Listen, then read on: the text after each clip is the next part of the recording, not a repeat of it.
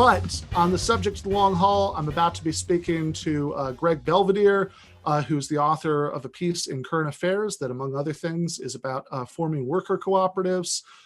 So that is central to the long-term goals that we care about here at Give Them an Argument, workers' control of the means of production.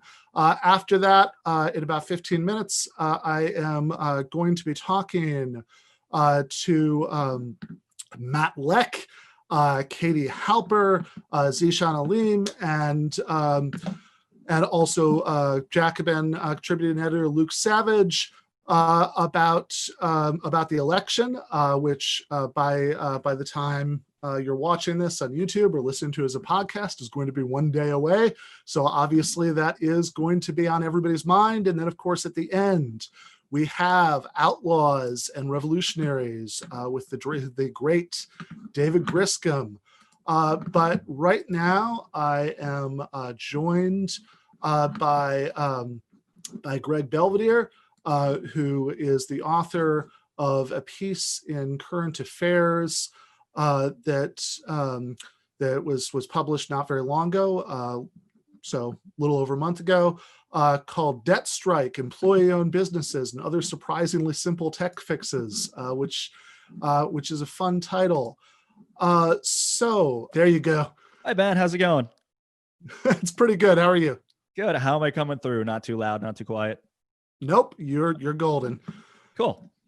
So Greg, tell me a little bit. I mean, I guess I do want to hone in pretty quickly, in the limited amount of time we have to talk today about the part about worker co-ops.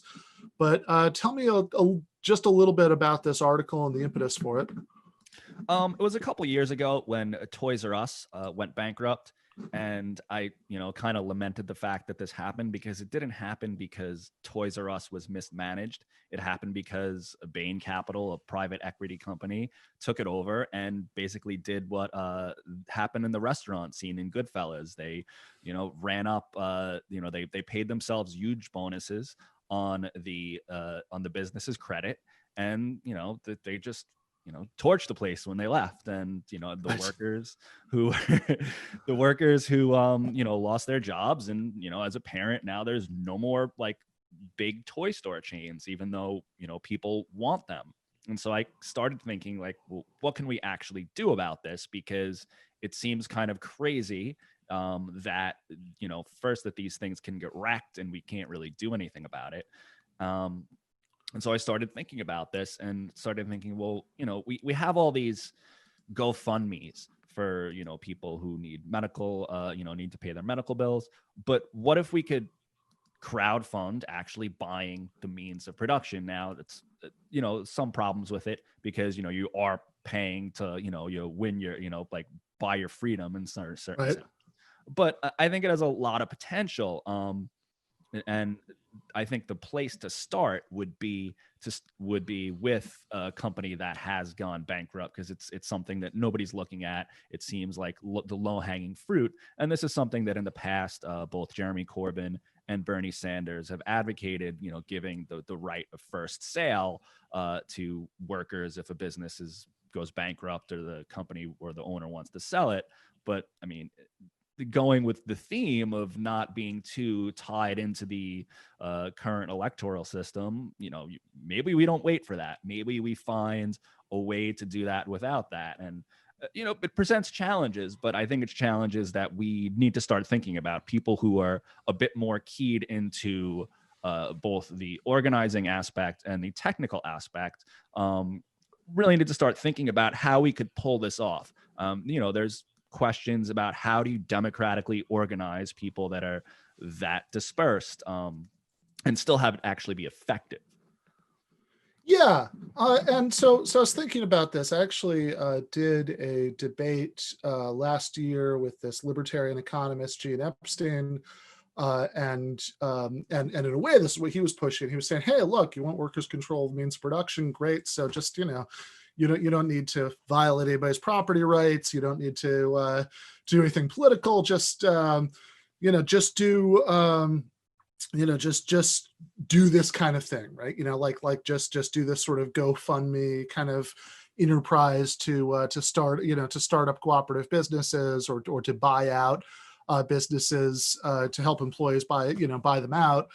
And for a variety of reasons, right? I don't think that's that's a total solution. I think that, as with your analogy with the manumission of slaves, there was quite a bit of that right before the Civil War. That's something that there would be abolitionist groups that would do. But of course, you were never going to get the entire slaveholding class to just sell off all their slaves into freedom, because that was the basis of their lifestyle, right? Is that they were existing off of slave labor, and they had no desire to fix that. But it does seem like there are some reasons why, even if you think that that this is never going to be a complete solution, that you're never going to get, it's never going to be the case where you just have an entire private sector that has just become worker owned through some combination of what you're talking about, and co-ops out competing other kinds of businesses. There are probably some structural built-in advantages that traditional businesses have in that competition. But even if you think all that, it would still be really useful, right? Like if instead of having to tell people, oh yeah, no, you could actually absolutely have worker controlled businesses and it would work just fine, no problem. Instead of having to say, well, let's see, about the Basque region in Spain, there's a big co-op there. If you could say, hey, Toys R Us. Exactly. And these things, they keep happening. That's the other thing. Like, it's not new. Just this past week, the musical instrument retailer Guitar Center also, run into the ground by Bain Capital, in addition to at least one or two other private equity companies, looks like it's about to, file for bankruptcy. And so these things keep popping up. And I think you're right. I think it's one thing to, I'm drinking a New Belgian beer right here. It's a worker-owned cooperative, but we can point to some of these things, but the more of them you can point to, the more proof of concept, and not just in terms of seeing the actual product, but this would be an instance where you would actually expose more people to the process of actually creating and transforming these businesses. And I think that would be valuable in and of itself, even though it's obviously just a step. I think actually New Belgium was entirely owned by the employee stock ownership program, but I think they actually sold to a larger company. So you can't, check this, right? Make sure that's right. But I think it's actually, can't feel too bad. I think everybody involved is rich now, but I think that I believe New Belgium is no longer worker owned, but which is a shame, because I like to do the same thing. If I was doing like a video about worker ownership, I'd have like a flat tire as a prop, but that said, I think that it is useful that you brought it up, because this is actually also a distinction that's worth making. Because in an environment where just like regular hierarchical businesses are the norm, it's what everybody's used to, then even when you do get cases where you have a company that's wholly owned by something like an ESOP, an employee stock ownership program, they generally will just bring in a traditional board of directors, and it'll just be run like a regular company. Whereas if this was being done, I think in the way you're suggesting, kind of as an ideological project, that people would have like political motivations for donating to the GoFundMe to turn, in this hypothetical, right, Toys R Us into a co-op, then could actually go all the way and actually run it as a co-op, like Mondragon or something. We would hope. Melding the ideology to a project like that is, obviously tough, of course, lots of reasons. But I think there's a lot of potential. The other thing that I've been thinking about, and I think a lot of people are thinking about, is like a rideshare service like Uber.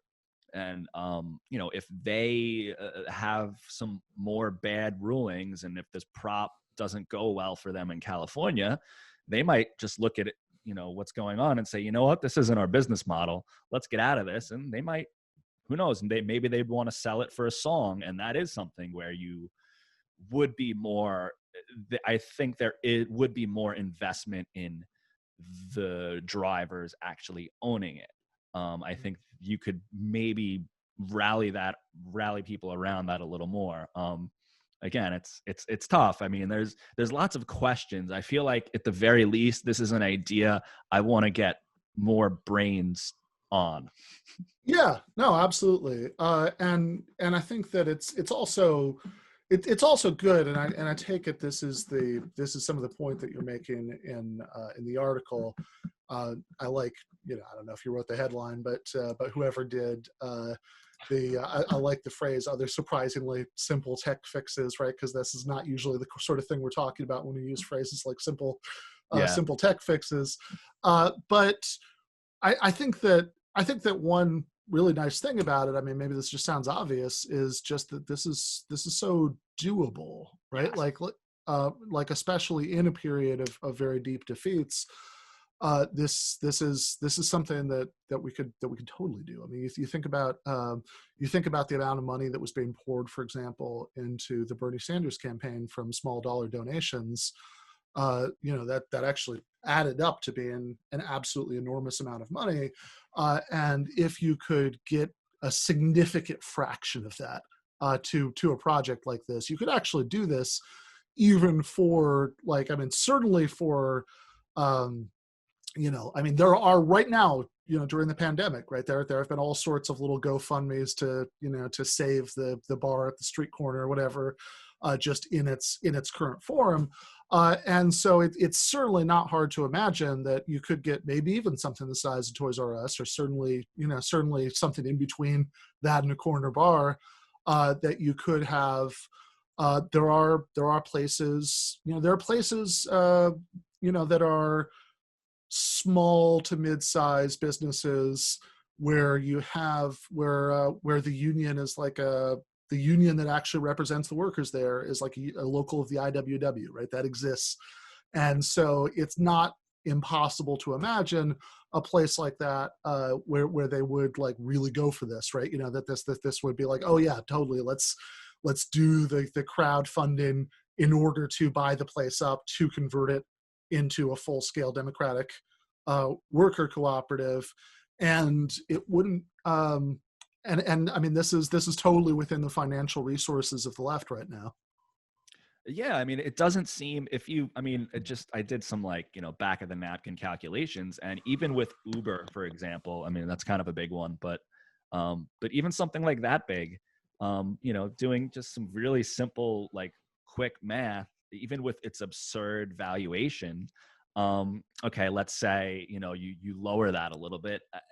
I forget the exact numbers. I had them in the original draft of the article, but I mean, we're talking a couple $100 per employee, which unfortunately a lot of Uber drivers might not have. But if you have a good crowdfunding campaign and you say, you know what, you donate to this campaign and you get 10% off your first ride or something like that, people like, go for it. If you combine that kind of deal and that kind of ideological, like, solidarity with the workers who could actually own a piece of this thing. Now, how you structure everything, and after that is, questions and to be answered with someone with a little more knowledge in detail. Yeah, but you could, but it's something that could happen, and it would be both immediately beneficial for the lives of the people who work at these places, that they would get that extra, dignity, autonomy, and money. And also it would be an incredibly useful prop, right? For future arguments about this stuff, that like, look, this is not pie in the sky.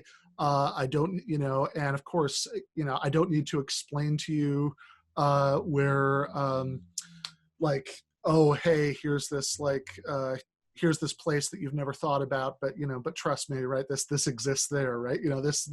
If you could say, hey, you've gotten a ride on Uber, right? This is how this already works.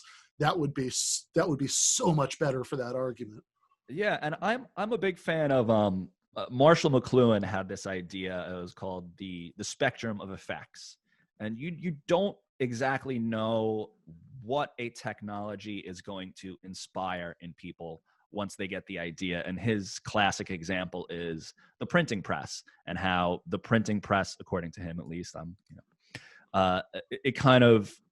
it almost followed that you would get interchangeable parts for production after that, because it's kind of like one of those things that once one idea is out there, it leads to other things. And so I think this is the type of thing that it's very doable, but it could also lead to people saying, well, we can do this. Maybe we could do this, or maybe we could adapt this to a different type of business. And with some tweaks, it could work in lots of different fields. And, I think it's a project that could really go if we could kind of get past some of the initial questions and things like that. Like how are you going to pay for the initial site for the crowdfunding, for example, and how are you going to make the process democratic and transparent, but also effective, because those things don't always work here, especially if you have masses of people spread out throughout the country. There's difficulty there. But again, like you were saying, like a mid-sized business might even be a better place to start that. Yeah, absolutely. And again, I think that there are, competitive, like, I think that it's probably not, I don't know how, how big a percentage of the economy this sort of strategy could possibly grab. I mean, to some extent, that's just an empirical question. You'd have to find out. But and of course, there's certainly there are some built-in problems for co-ops, competing in a capitalist economy, because with deeper pocketed competitors. But if you're trying to make an argument about viability for the sake of the future, when you're maybe proposing expropriation of things, to turn them into some sort of democratic arrangement, it would be really good to have this proof of concept. So I think it's a great idea. Everybody should read the article, which is again, Debt Strike, Employee-Owned Businesses and Other Surprisingly Simple Tech Fixes by Greg Belvedere. Greg, is there anything else you've been working on, or anything you want to plug before you go?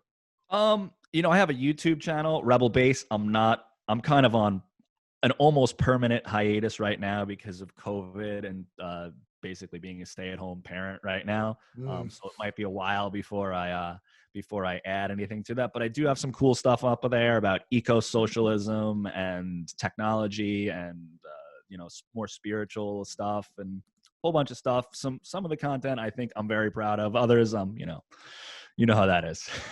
Sure. Fair enough. All right. Thanks, man. I really appreciate you coming by. Thank you for having me, Ben.